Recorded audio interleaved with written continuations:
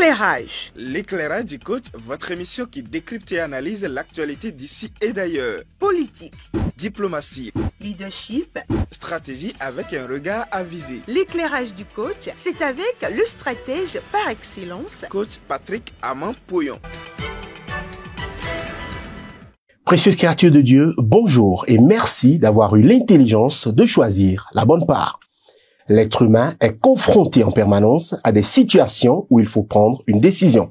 Pour suivre cette émission, vous avez pris une décision. Pour partager ou non cette émission, vous allez prendre une décision. Pour vous abonner ou pas à la page Coach Poyon officielle, vous devez prendre une décision. Nous sommes permanemment confrontés à des prises de décision et notre vie est la conséquence des décisions que nous prenons. Quelle filière choisir? Dans quelle université je vais étudier? Quand devrais-je me marier? Combien d'enfants je devrais faire?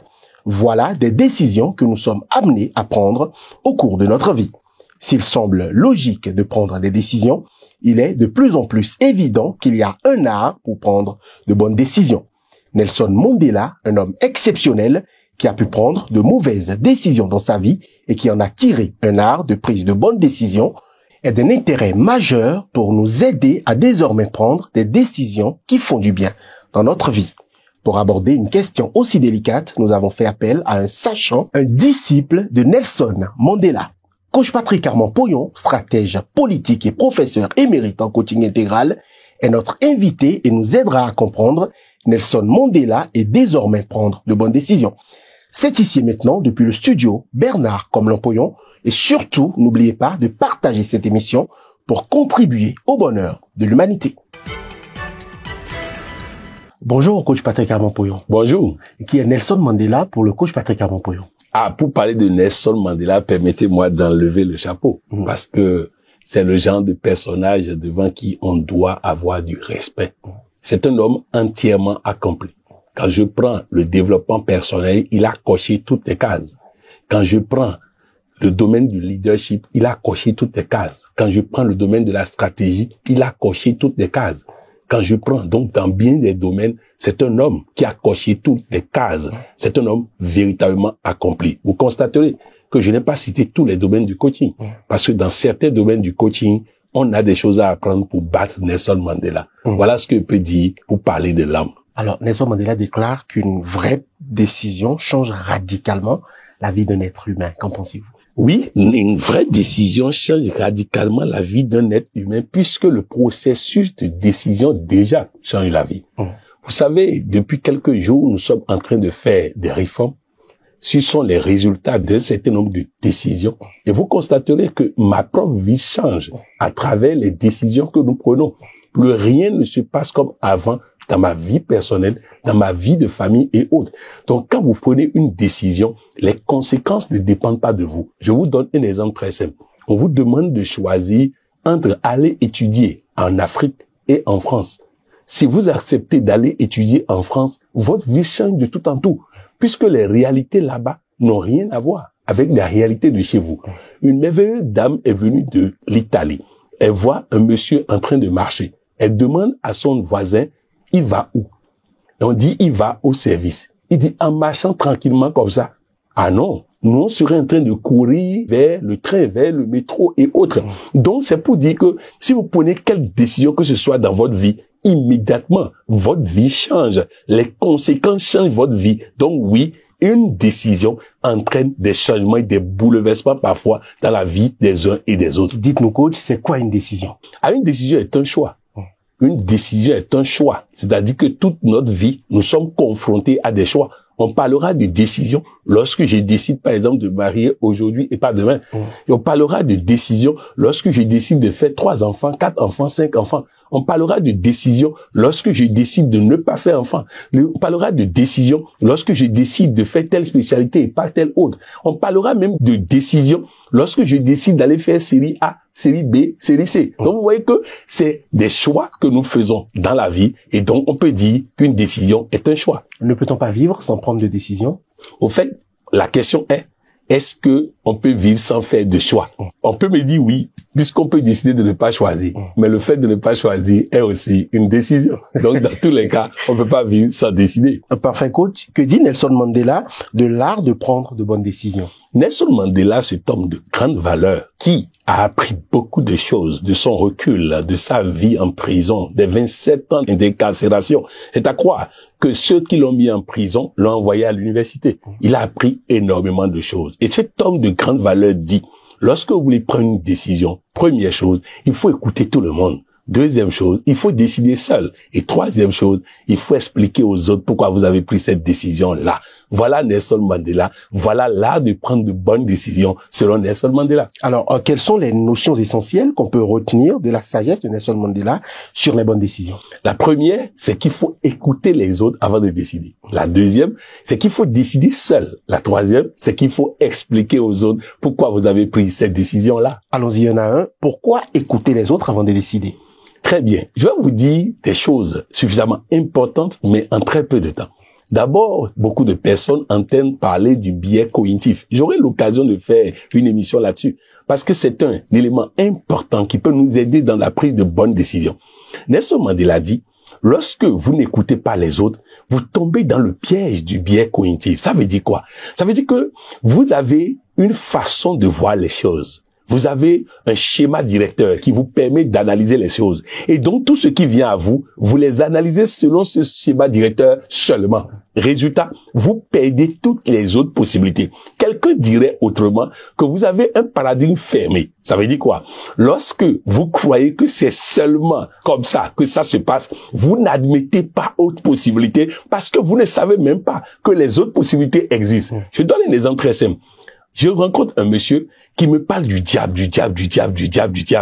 Mais après quelques questions, il se rend compte que, attention, mais le diable là, il n'est pas aussi puissant qu'on le dit. Mais s'il ne m'avait pas écouté, il était dans un biais cognitif qui fait qu'il voit le diable partout, le diable tout puissant, le diable tout ceci. Donc, c'est important que nous puissions avoir l'habitude d'écouter les autres pour ne pas rester dans notre biais cognitif, dans notre seule façon de voir les choses, qui déforme tout ce qui vient à nous. Très souvent, je suis avec mon assistante, le docteur Kourali, et elle doit lire un test. Et je me rends compte qu'elle lit un autre test. Et je l'arrête. Et elle s'excuse et elle relit. Pourquoi? Parce que le biais cognitif a fait qu'elle a lu ce qu'elle entendait voir là et non ce qui est là. Donc c'est très important que nous puissions neutraliser le biais cognitif. Ça c'est un.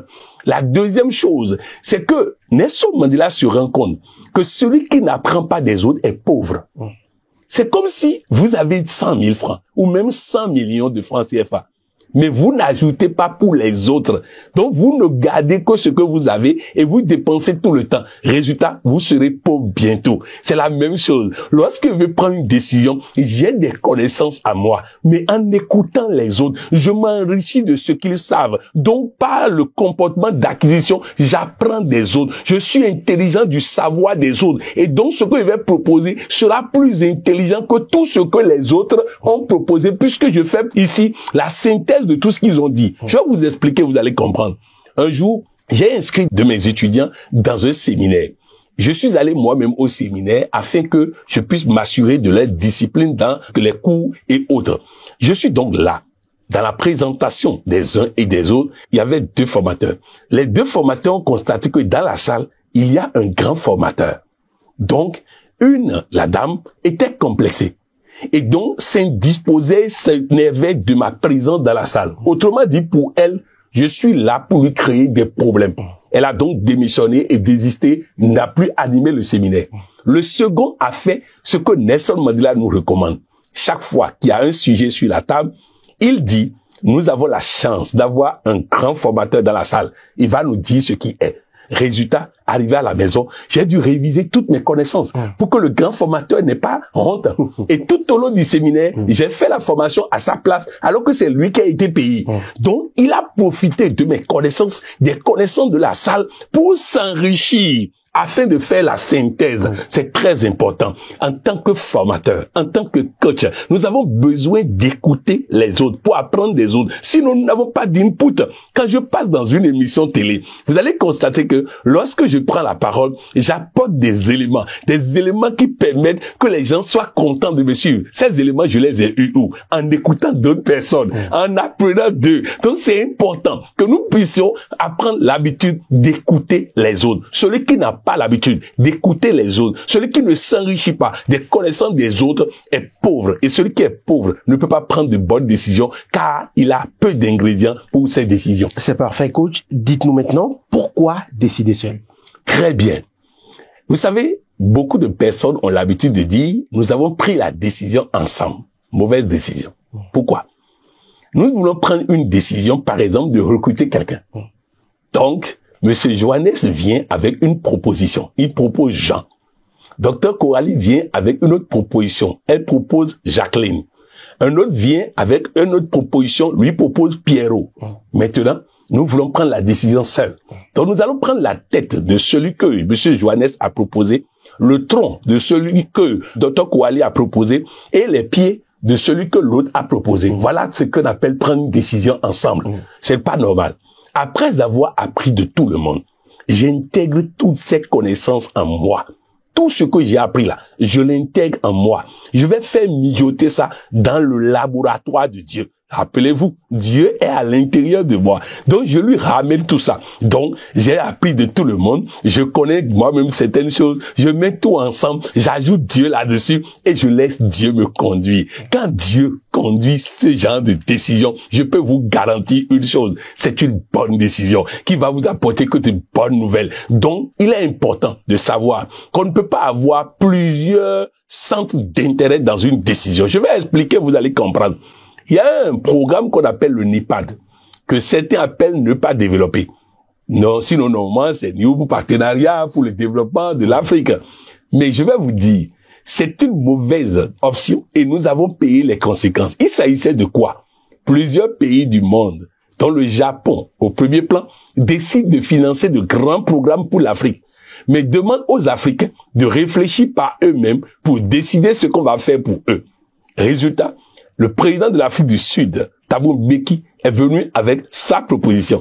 Le président du Nigeria, Obasanjo, est venu avec sa proposition. Je crois l'Algérie, Bouteflika, avec sa proposition. Je crois Ouad avec sa proposition. Maintenant, nous avons essayé de prendre un peu chez chacun. Donc, ce n'est plus un programme cohérent. Voilà pourquoi certains l'ont appelé ne pas développer. Ce programme n'a rien à réaliser. En tout cas, moi, je n'ai rien vu jusqu'à présent. Je me demande si ça existe encore. Alors que, on aurait pu dire, écoutez les amis, après tout ce que chacun a dit là, pourquoi ne pas faire les rails au travers de l'Afrique? Du nord au sud, on fait les rails partout. Et là, le financement était disponible. Pourquoi ne pas faire des universités en Afrique? Pourquoi ne pas faire des... Donc vous voyez, on aurait pu faire des options très claires, on aurait pu bénéficier de ce financement. Mais en voulant prendre une décision avec tout le monde qui décide, résultat, on a fait un compromis, mauvaise décision, et nous n'avons rien réalisé avec le Népal. Donc c'est très important, vous devez apprendre à décider seul. Nous sommes aujourd'hui en train de faire une merveilleuse formation. Qu'est-ce que vous constatez dans cette formation? J'écoute tout le monde, à l'intérieur comme in-boss. J'écoute mes collaborateurs. Nous avons un forum de réflexion de plus de 300 personnes et nous réfléchissons là-bas. Après avoir écouté tout le monde, j'intègre tout ça en moi. D'où le Master 1 avec un programme spécial conçu en fonction des besoins des uns et des autres. Le Master 2 avec un programme spécial conçu avec le besoin des uns et des autres. Et vous allez constater que tout le monde, à l'unanimité, apprécie ce programme-là parce que ça vient de leurs idées, de leurs réflexions, de leurs envies, de leurs besoins. Et maintenant, tout cela a été mijoté dans le laboratoire personnel pour sortir maintenant une décision qui arrange tout le monde. Formidable, coach. Alors, pourquoi être obligé ensuite de revenir donner des explications aux autres? Par respect pour les autres. Vous avez profité de leur intelligence. Vous devez leur faire la politesse de leur expliquer la méthodologie que vous avez utilisée pour prendre la décision afin qu'ils ne se sentent pas frustrés dans la décision que vous avez eu à prendre. C'est très important. Je vais vous dire dans la parole de Dieu, vous lirez qu'un prophète est allé parler au roi Le roi a pris une autre décision, mais ne lui a pas expliqué, il allait se suicider. Donc c'est important. Si vous prenez des décisions seuls et vous ne revenez pas faire de la communication, communiquer, selon moi, c'est créer la compréhension. Donc si vous ne revenez pas créer la compréhension, les autres n'ont pas l'impression que vous avez tenu compte de leur point de vue. Ils ont l'impression que vous avez choisi seul et ils vont te demander à quoi ça a servi qu'ils fassent des propositions. Donc, première chose, il est important d'écouter tout le monde et c'est pourquoi ceux qui font des propositions, ceux qui donnent leur point de vue contribuent à la décision. Ensuite, le leader décide seul. Après, il donne des explications pour permettre aux uns et aux autres de comprendre pourquoi il a pris cette décision-là. C'est très important de respecter les 3 étapes. Alors, que gagneraient les hommes d'État à appliquer ces leçons de Nelson Mandela? Vous savez, dans beaucoup de pays africains, je vois beaucoup de bonnes choses, de très bonnes choses qui se font. Je suis originaire du Bénin et personne ne peut nier le fait que le Bénin a aujourd'hui des performances sur le plan économique. Personne ne peut nier le fait que le Bénin a des performances sur le plan de construction des routes, sur le plan sportif et autres. Tout le monde reconnaît que les choses bougent. Mais attention. Attention parce que dans ces décisions qui sont prises, vous allez voir que certaines décisions sont annulées après avoir été prises. Parce que on n'a pas respecté la première étape. La première étape qui consiste à écouter d'abord tout le monde. Donc parfois, on prend des décisions et c'est après que tout le monde réagit et là, on se rend compte que cette décision n'est pas tenable. Donc pour éviter ce genre de situation, il faut d'abord écouter tout le monde, écouter souvent, écouter les uns et les autres, entendre les cris de cœur et tenir compte de ça dans les prises de décision. Ensuite, venir expliquer pourquoi, après avoir écouté les uns et les autres, cette décision a été prise. Parce que je vais vous dire ceci. Dans mon pays qui m'a vu naître, le Bénin, un monsieur qui est venu de l'Allemagne a voulu donner de l'eau potable dans un village lacustre du Bénin. Il est venu et il a décidé de prendre son argent et d'amener de l'eau. Ingénieur lui-même, il a commencé les travaux. Il met les tuyaux sous l'eau. Mais chaque fois qu'il finit, il ouvre le débit, le tuyau explose. Chaque fois qu'il finit, il ouvre le débit, le tuyau explose. Un architecte béninois qui était dans le coin est allé le voir pour lui demander « Est-ce que tu as consulté les sages du village ?» Il dit « Quels sages ?» Je veux les donner de l'eau potable, j'ai pas besoin de les... Il dit non, tant que tu les contactes pas, ton eau ne viendra pas là-bas. Il dit non, c'est un problème technique. Mais comme il est curieux, il a suivi l'architecte, ils sont allés voir le roi. Et il a expliqué au roi ce qu'il veut faire. Et le roi dit, ah, maintenant on a compris. On voit des tuyaux. On ne laissera pas n'importe quoi venir ici. Maintenant, on va faire ce qu'il faut, l'eau va arriver. Ils sont allés sur l'eau, ils ont acheté des bonbons, des biscuits et autres, et ils ont jeté sur l'eau, ils ont fait quelques prières, et l'eau est passée. Donc vous voyez, on ne peut pas raser la tête de quelqu'un en son absence. On ne peut pas faire le bonheur de quelqu'un en son absence. Je vais vous l'expliquer autrement, pour que nos hommes d'État nous comprennent, pour changer cette gouvernance-là, qui consiste à décider sans consulter les autres. Nelson Mandela dit oui, vous avez le droit de décider seul, mais vous devez d'abord consulter la nation. Je vais vous donner l'exemple de moi-même. À l'école, mes sœurs, qui devaient financer mes études, allaient souvent payer la scolarité, m'amener le reçu pour aller à l'école. Ils ont perdu beaucoup d'argent et beaucoup de temps. S'ils m'avaient consulté, je leur aurais expliqué qu'il y avait des raccourcis pour que je finisse plus vite avec de bons diplômes qui vont me permettre d'aller plus vite sur le marché de l'emploi. Donc, il faut consulter. C'est important. Nos hommes d'État doivent consulter. Le peuple est intelligent. Il n'y a pas plus que le chômeur lui-même pour vous expliquer comment vous allez le sortir du chômage. Il est dedans. Il a les solutions. Écoutez-le et vous allez comprendre. Vous écoutez les gens, vous allez pouvoir les aider en prenant de bonnes décisions pour eux et tout le monde va aller vite et gagner des gains d'économie et autres. Coach Pouillon, que gagneraient alors les couples à appliquer ces leçons-là? Tu achètes de l'or pour ta femme. Ouais, elle a besoin d'argent. C'est ça. Son anniversaire est arrivé, tu décides seul, tu vas acheter de l'or et tu amènes et elle voit l'or et tu dis est-ce que lui c'est le problème que moi j'ai?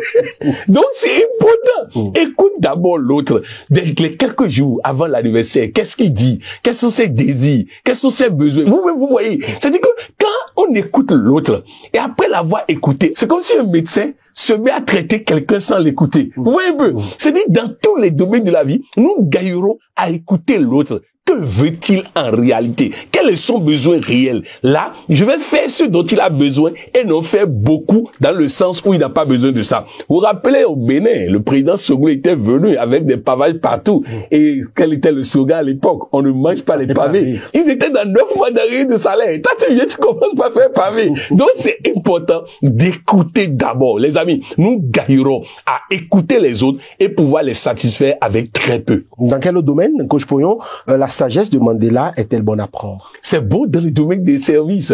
Mes clients, je dois les écouter. Vous voyez, aujourd'hui, on est en train de vivre cette merveilleuse formation de coaching. Mais c'est en écoutant d'abord les autres qu'on a trouvé ce qui leur convient, ce dont ils ont besoin. Donc, c'est important que nous puissions comprendre. Si vous n'écoutez pas d'abord les autres, si vous ne faites pas preuve de comportement d'acquisition, même sur le plan politique, tu veux faire campagne, tu vas aller leur proposer quoi? Est-ce que tu sais ce dont ils ont besoin? C'est quand même très important. Je ne vais pas donner des exemples personnels pour ne pas tomber dans des clivages, mais retenez ceci. Lorsque nous écoutons d'abord les autres, avant de prendre des décisions, nous prenons de bonnes décisions. On doit le faire avec les enfants. Les enfants ont besoin de si peu. On est là à faire trop d'efforts pour eux dans le sens de ceux dont ils n'ont pas besoin. C'est important de les écouter. C'est important d'écouter nos collaborateurs au bureau avant de décider pour eux. C'est important d'écouter que, je dis, dans tous les domaines, ayez un comportement d'acquisition et vous gagnerez tout. Apprenez sur les gens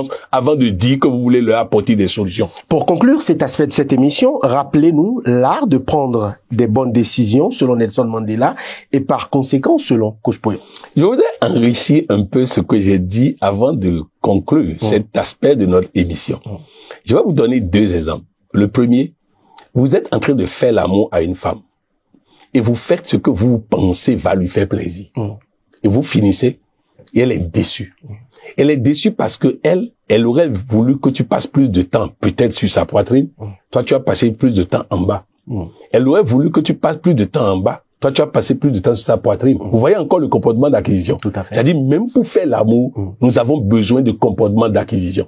Même pour manger à la maison, nous avons besoin de comportement d'acquisition. C'est très important. Je vais vous donner 2e exemple. Voilà des femmes dans un village du Burkina. Ils avaient besoin d'eau potable. Ils font 10 kilomètres pour trouver de l'eau potable. Donc, une ONG a décidé d'aller leur apporter de l'eau potable. Ils sont allés dans le village. Les femmes ont refusé, qu'ils ne veulent pas de l'eau potable. Alors, ils sont revenus conclure que ces femmes sont bêtes. Alors, une dame de cette structure-là a décidé d'avoir un comportement d'acquisition. Elle demande donc qu'on lui permette d'aller les rencontrer. Elle est allée là-bas et elle lui a demandé comment il est possible qu'il puisse refuser d'avoir de l'eau potable. Et ces femmes lui répondent, nos maris ne nous respectent que parce que on est indispensable en termes d'eau pour eux.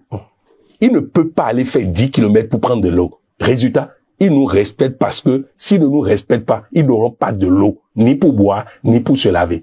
Si vous mettez l'eau potable au cœur du village, ils vont nous mépriser et aller chercher de l'eau. Alors, tant que vous ne nous avez pas donné un autre instrument de pouvoir sur eux, pas d'eau potable ici. Alors, vous voyez, comportement d'acquisition. Quand on comprend les gens, on peut mieux les aider. Ce que nous disons est important. Aucun développement ne peut se faire sans les uns et les autres. La France a voulu développer l'Afrique, elle a échoué. Les autres pays ont voulu développer l'Afrique, ils ont échoué. Et tout le monde échouera tant qu'il ne prendra pas en compte le point de vue des Africains, le point de vue de ceux pour qui on a besoin d'avoir des solutions. Pour résumer Nelson Mandela, je dirais que première chose, avant de prendre toute décision, écoutez d'abord les autres. Écoutez les autres pour comprendre les autres avant de pouvoir décider et pour vous et pour eux. Deuxième chose, décidez seul. Troisième chose, apportez les éléments d'éclairage qui permettent aux gens de comprendre vos décisions. Si vous pouvez faire ça, vos décisions seront bonnes, vos décisions seront comprises, vos décisions seront soutenues, vos décisions vont arranger tout le monde.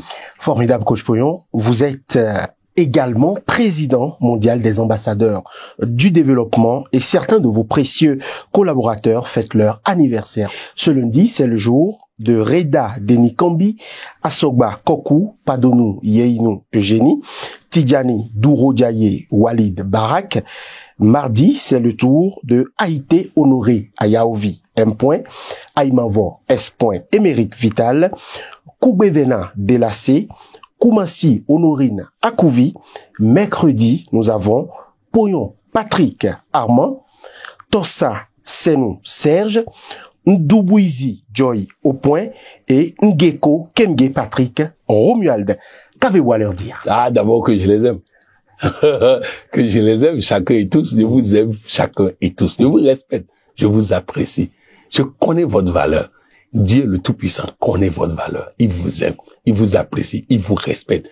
Mais les ambassadeurs du développement connaissent votre valeur, vous apprécient, vous respectent. Vous savez, lorsqu'on dit à une plante qu'elle est importante, elle devient plus belle. Alors oui, vous devez devenir plus beau, plus belle, plus rayonnant de vie à travers ce que je dis. Oui, je parle au sérieux, au sens propre. La parole qui sort de ma bouche doit germer en vous. Vous devez ressentir cette joie-là, ce plaisir-là. Vous devez sentir quelque chose de l'intérieur. Quand moi, Patrick Abok-Poyon, je vous dis, je vous aime, je vous respecte, je vous apprécie, je vous considère. Quand je vous dis que les ambassadeurs de développement vous aiment, vous apprécient, vous respectent, vous considèrent. Quand je vous dis que Dieu le Tout-Puissant vous aime, vous apprécie, vous respecte, vous considère. Est-ce que vous savez que plusieurs personnes qui ne sont pas ambassadeurs de développement m'écrivent pour demander pardon, de mettre leur nom dans les décrets pour qu'ils aient le privilège d'avoir cela? Oui, ça plaît aux uns et aux autres parce que c'est important. C'est véritablement important. Aussi, Dieu me charge en ce jour spécial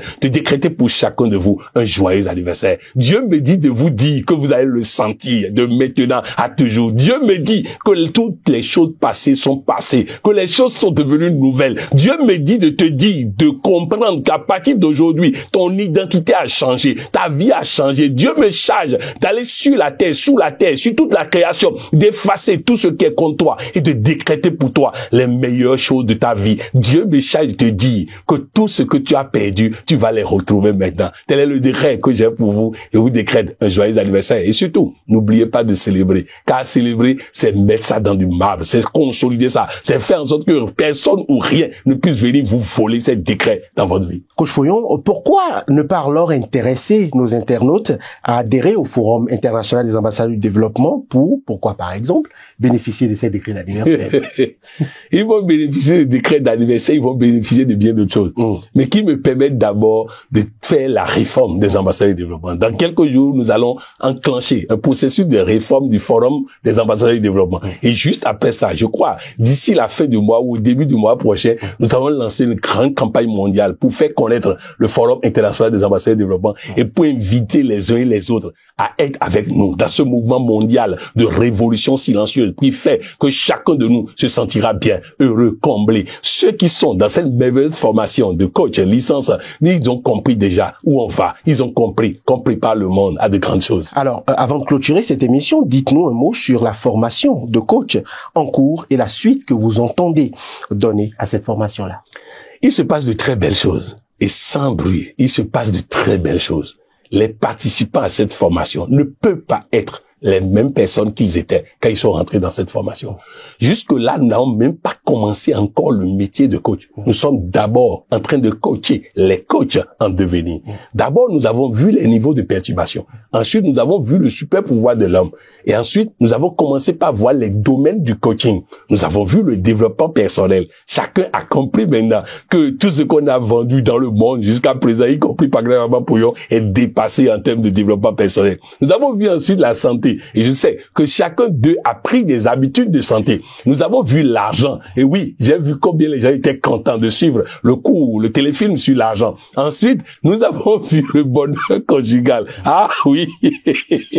Ah, je sais que les gens sont contents. Parce que oui, le bonheur retourne dans les couples. Nous avons vu relations parents-enfants, ainsi de suite. Nous sommes en train de voir les domaines du coaching pour comprendre nous-mêmes chaque domaine du coaching. Mais après, nous allons voir maintenant le métier de coach. Et juste après ça, nous allons boucler la formation de licence en coaching intégral et prendre quelques jours de repos pour démarrer le Master 1 en coaching intégral. Là encore, nous allons voir beaucoup de choses. Tout ce que nous voyons jusqu'à présent, c'est ce que nous pouvons modifier sur nous-mêmes. C'est ce qui dépend de nous. Dans le Master 1, nous allons voir ce que Dieu a fait dans nos vies et sur lesquels il faut savoir manager, manœuvrer, parce que Dieu, il est présent en nous. Nous allons comprendre tout ça à travers le Master 1 et après aller au Master 2. Bref, Dieu est en train de préparer des soldats pour faire en sorte que le monde ait plus de joie, plus de paix, plus de santé, plus de longévité, plus d'argent, plus de ceci et cela. En tout cas, on va y arriver. Votre exhortation et mot de fin, coach. Je vais simplement dire à chacun et tous, Prenons de bonnes décisions dans nos vies, car les décisions influencent dangereusement notre vie. Prenons de très bonnes décisions. Avant de choisir même l'école de nos enfants, la série de nos enfants, le pays de formation de nos enfants, écoutons tout le monde, analysons les différents sons de cloche et surtout, ne nous fermons pas dans des biais cognitifs. N'écoutons pas tous ceux qui disent la même chose. Écoutons diversité de messages, prenons la synthèse, amenons ça dans le laboratoire de Dieu, prenons de bonnes décisions et surtout, échangeons avec la personne qui va bénéficier ou non de cette décision. Coach Pouillon, merci. Merci. Précieuse créature de Dieu, désormais, nous savons quoi faire pour prendre de bonnes décisions. Une décision est une chose grave. Elle détermine notre vie. Prenons de bonnes décisions pour avoir une bonne vie. Abonnons-nous à Coach Pouillon officiel sur YouTube pour suivre les merveilleuses émissions qui viendront après et qui vont nous sortir à jamais de l'ignorance. C'était Johannes Tawanou avec comme invité le professeur émérite et coach Patrick Armand Pouillon. C'était votre émission L'éclairage du coach. Abonnez-vous à notre page YouTube Coach Pouillon officiel Pour ne rien rater de l'actualité de l'authentique coaching.